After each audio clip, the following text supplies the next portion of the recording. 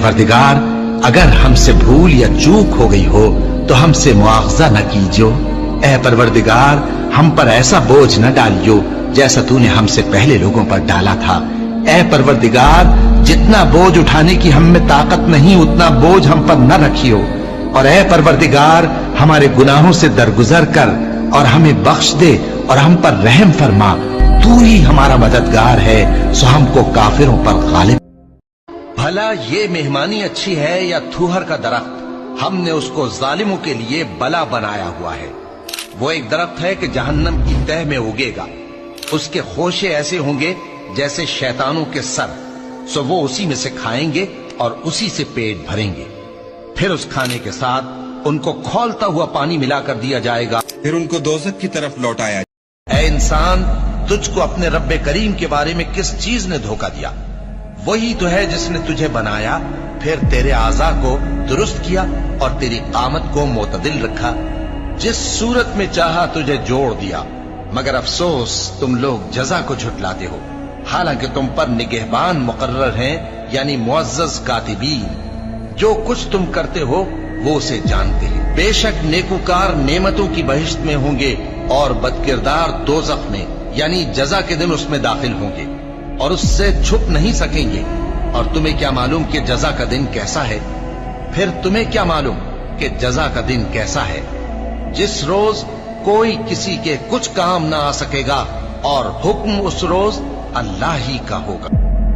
और रहमान के बंदे तो वो हैं जो जमीन पर आहिस्तगी से चलते हैं और जब जाहिल लोग उनसे जाहिलाना गुफ्तगू करते हैं तो सलाम कहते हैं। और वो जो अपने परवरदिगार के आगे सजदे करके और इज्जो अदब से खड़े रहकर रातें बसर करते हैं। और वो जो दुआ मांगते रहते हैं कि ऐ परवरदिगार, दोज़ख के अजाब को हमसे दूर रखियो कि उसका अजाब चिमटने वाला है।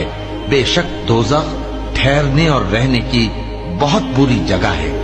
अल्लाह इंसाफ और एहसान करने और रिश्तेदारों को खर्च से मदद देने का हुक्म देता है और बेहयाई और नामाकूल कामों से और सरकशी से मना करता है और तुम्हें नसीहत करता है ताकि तुम याद रखो।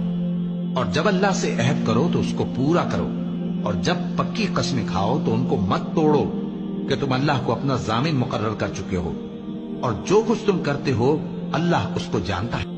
अल्लाह इंसाफ और एहसान करने और रिश्तेदारों को खर्च से मदद देने का हुक्म देता है और बेहयाई और नामाकूल कामों से और सरकशी से मना करता है और तुम्हें नसीहत करता है ताकि तुम याद रखो। और जब अल्लाह से अहद करो तो उसको पूरा करो, और जब पक्की कस्में खाओ तो उनको मत तोड़ो कि तुम अल्लाह को अपना जामिन मुकर्रर कर चुके हो, और जो कुछ तुम करते हो अल्लाह उसको जानता है। और तहज्जुद की नमाज पढ़ा करो, ये शब खेजी तुम्हारे लिए एक इजाफी अमल है। उम्मीद है कि अल्लाह तुमको मकाम महमूद पर फाइज फरमाए। और उस वक्त को याद करो जब तुम्हारे परवरदिगार ने यहूद को आगाह कर दिया था कि वो उन पर क़यामत तक ऐसे शख्स को मुसल्लत रखेगा जो उनको बुरी बुरी तकलीफें देता रहे। बेशक तुम्हारा परवरदिगार जल्द अजाब करने वाला है और वो बख्शने वाला मेहरबान भी है। ऐ ईमान वालो, न तो अल्लाह और रसूल से खयानत करो और न अपनी अमानतों में खयानत करो, और तुम इन बातों को जानते हो। और जान रखो कि तुम्हारा माल और औलाद बड़ी आजमाइश है, और ये कि अल्लाह के पास नेकियों का बड़ा सवाब है। मोमिनो, अगर तुम अल्लाह से डरोगे तो वो तुम्हारे लिए हक व बातिल का फर्क जाहिर कर देगा और तुम्हारे गुनाह मिटा देगा और तुम्हें बख्श देगा, और अल्लाह बड़े फजल वाला है।